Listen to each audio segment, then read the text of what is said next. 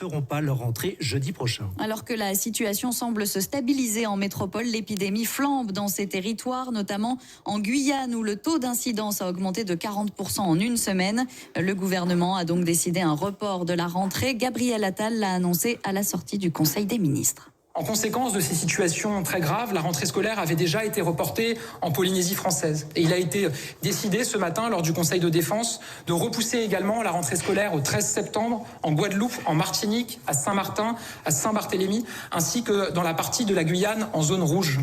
Gabriel Attal. Oui, une décision qui était très attendue aux Antilles, notamment par les élus qui l'avaient réclamé ces derniers jours et qui accueillent la nouvelle avec soulagement, Damien Mestre. Oui, les maires, les députés, présidents de conseil départemental aux Antilles, tous les élus réclamaient ce report. Il faut dire que vu le contexte, il était quand même très difficile d'imaginer que la rentrée se passe sereinement. Selon Guy Losbar, il est président du conseil départemental de Guadeloupe. Cela faisait plusieurs jours qu'il réclamait cette mesure. Les conditions sanitaires aujourd'hui ne sont pas respectées. Il y a plus de 2000 cas par jour. Au niveau donc, des hôpitaux, donc, c'est la saturation totale.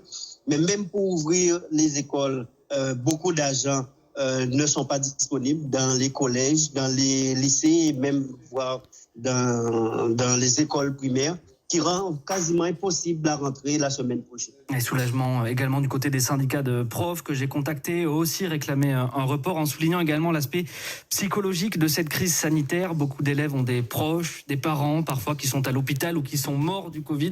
Alors tous s'accordent pour dire que c'était impossible d'envisager cette rentrée. Il faut dire, on le rappelle, que les chiffres sont plus qu'alarmants. En Guadeloupe, par exemple, le taux d'incidence est de plus de 1800 cas pour 100 000 habitants. Le gouvernement mise sur la vaccination pour sortir de cette crise, alors que la couverture vaccinale est au plus bas. En Martinique, il y a moins d'1 habitant sur 4 qui est totalement vacciné. Et Damien Mestre. Et la rentrée est reportée donc aux Antilles, mais maintenue en métropole jeudi prochain. Ce matin, le ministre de l'Éducation, Jean-Michel Blanquer,